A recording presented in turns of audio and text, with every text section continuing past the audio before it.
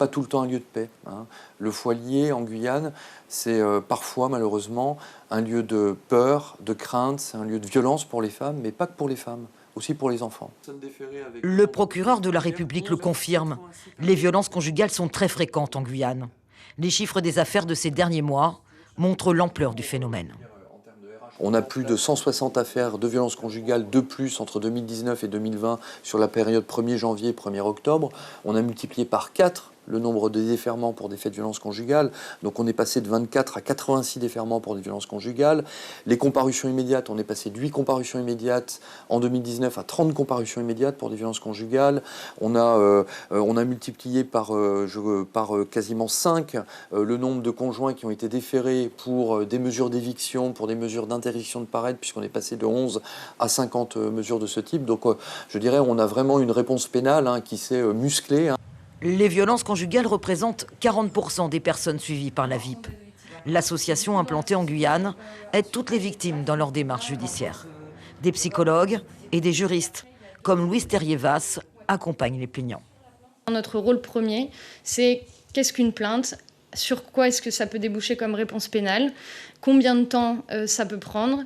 Évaluer à ce moment-là les besoins de protection de la victime. S'il y a besoin de prendre dans ce temps imparti pour la procédure, pour l'enquête, des protections pour la personne victime. On va faire le lien avec d'autres partenaires. On va faire le lien avec le juge aux affaires familiales pour une ordonnance de protection. On va faire le lien avec le parquet pour la remise d'un téléphone grand danger pour que la personne se sente protégée pendant le temps de l'enquête. Porter plainte contre son conjoint, souvent le père de ses enfants, reste toujours un acte difficile à faire. Les associations rencontrent au quotidien des femmes hésitant encore à poursuivre leur agresseur. On le sait, les violences intrafamiliales, c'est très compliqué parce que c'est justement des personnes où il y a des sentiments, il y a des liens très forts au sein de la famille, il y a les enfants souvent aussi qui sont présents. Et les violences sont multiples. C'est autant des violences physiques que des violences psychologiques, une emprise qui peut être très forte sur la personne victime. C'est des violences qui peuvent être économiques, financières, administratives.